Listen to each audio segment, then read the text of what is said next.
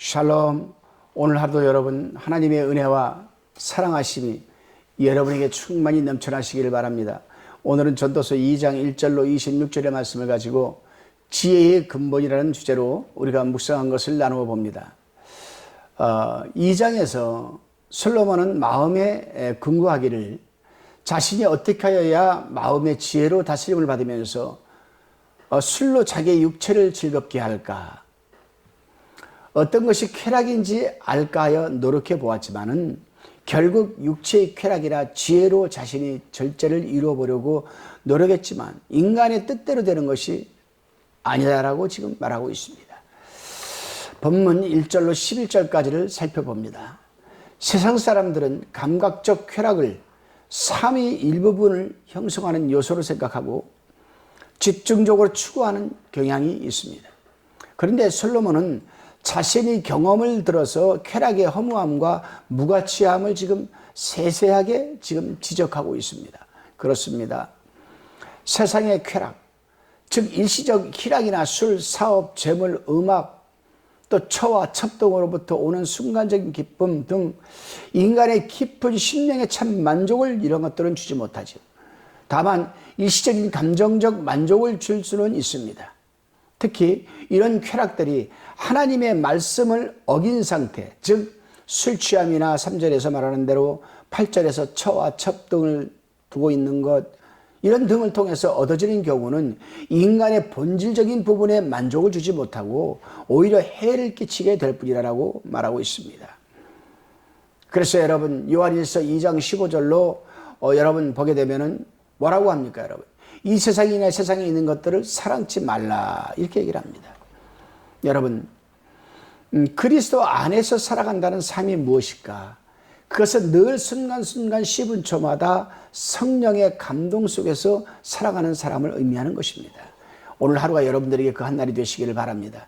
다시금 본문 12절로 17절까지를 살펴봅니다.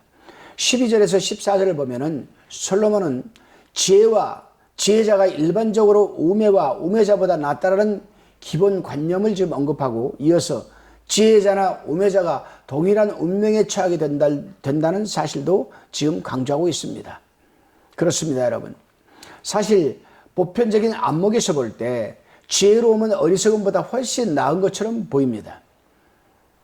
왜냐하면 지혜가 있는 사람은 어떤 일이나 사건에 직면하게 될 때에 본질을 정확히 통찰하고 합리적으로 해결하고 처리해가면서 좀 더 긍정적이고 발전적인 방향으로 이끌어 나가기 때문입니다.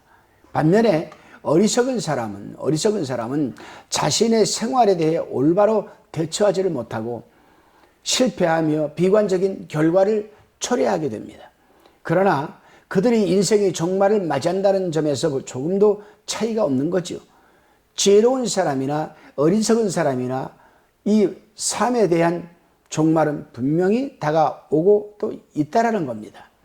그러므로 하나님의 사람들은 여호와를 경외하는 삶이 지혜의 근본임을 자각하게 하고 세상에 대해서는 미련하며 오직 후히 주시는 하나님께 지혜를 구하는 삶이 되어야 합니다.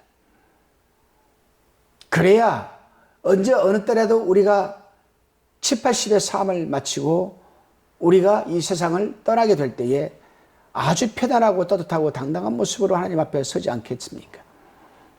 그런 여러분들이 되시기를 바랍니다. 다시금 본문 18절로 23절까지를 살펴봅니다.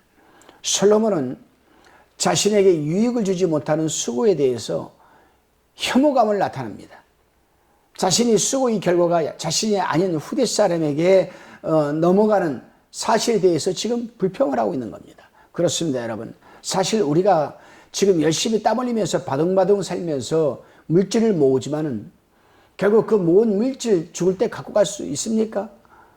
10원 하나, 아니 10원에 1원 하나 가져가지 못합니다. 또 내가 모은 물질 누가 가지고 가는 것입니까? 그래서 솔로몬은 하나님 앞에 갈 때가 돼서야 평생 수고하며 살아온 것에 대하여 회상을 하면서 부질없음을 지금 말하고 있는 겁니다. 다시금 여러분 24절로 26절을 우리가 살펴봅니다. 이제 솔로몬은 허무주의적 인생관을 근본적으로 해결하게 되지요.